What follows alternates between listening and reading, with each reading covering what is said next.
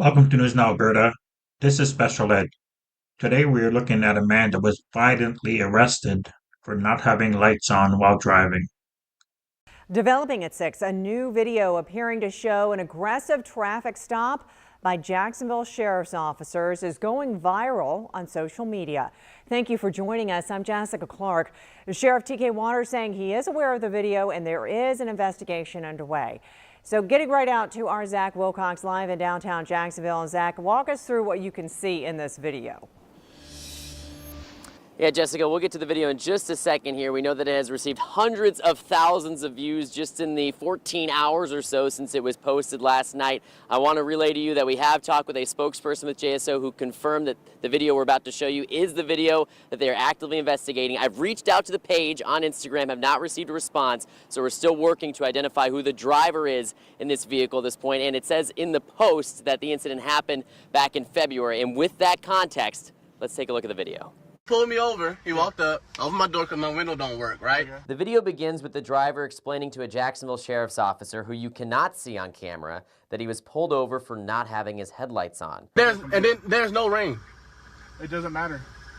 You're still required to have headlights on. The driver asked to see the So this law. guy did The nothing officer wrong says he'll show it except to him when he agrees to drive step out of the without car. his lights Can on. you call your supervisor? And he said it's not raining, and the cop said it doesn't matter, so you know that it wasn't raining. Exit the vehicle now! Exit the vehicle! I'm not sure what the laws is about the rain, not rain, dark, not dark. Over there in Canada, here we have to have daytime running lights all the time. But this first strike, even the second strike, as you'll see a bit later, they didn't need to do that at all. Vehicle! Show me your hands. Here.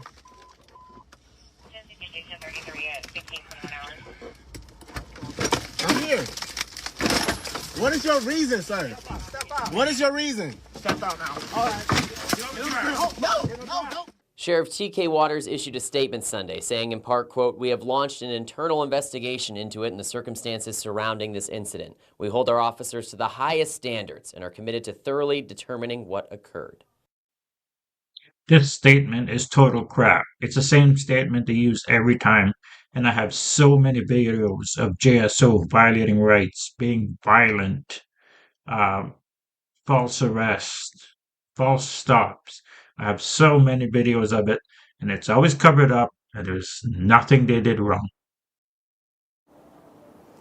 And just to reiterate, we are still trying to get in contact with the driver to hear their story and hear a little bit about what happened before and after this incident. I have our crime and safety analyst, Ken Jefferson, joining me here. Ken, you watch this video. As somebody with a lot of law enforcement experience, what's the first thing that goes through your head when you see it?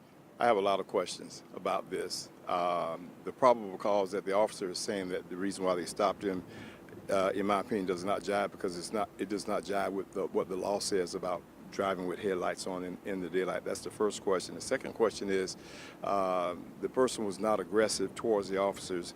He was non-compliant when he wouldn't get out of the vehicle.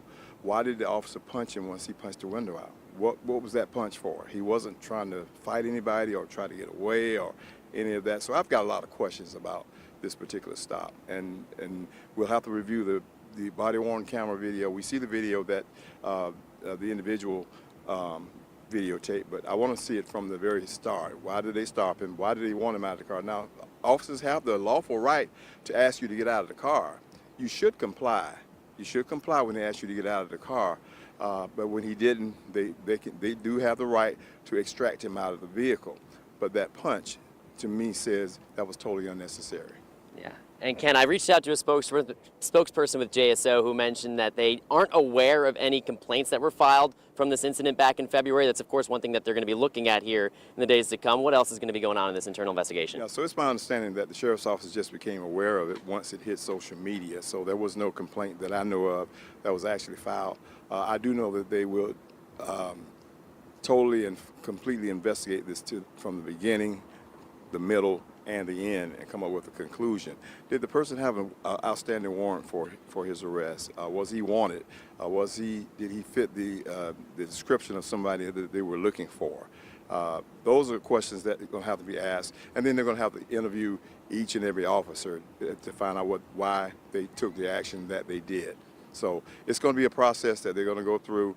They're going to be very methodical with it because, this is something that you don't want to see tarnish your agency if they were wrong. We don't know yet, but the investigation will reveal it. Yeah, thank you, Ken, so much for your insight, and hopefully we'll have some of those answers here in the next couple of days, but we'll wrap up for now in downtown. Zach Wilcox, First Coast News, on your side. Now the victim here is going to court for this. He is suing the JSO for what they did.